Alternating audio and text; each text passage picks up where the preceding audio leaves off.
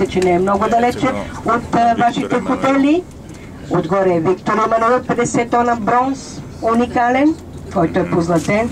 Прави го Джузепе Сакони, който Джузепе Сакони спечелва именно и конкурса.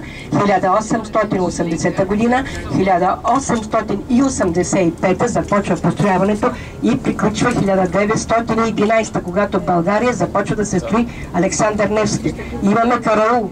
Ще се отвори. Стои отворено до 17:30. Качете се горе. Вечният огън, който горни, не само за тялото на незнайния воин, който е от Първата световна война и който е докаран тук в 1921 година, обаче погледнете отдолу и Минерва.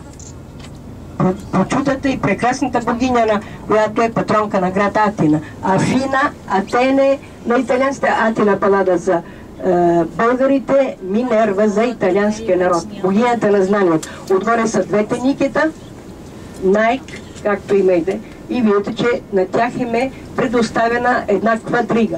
Говориме каляска с 4 коне. Не на празно.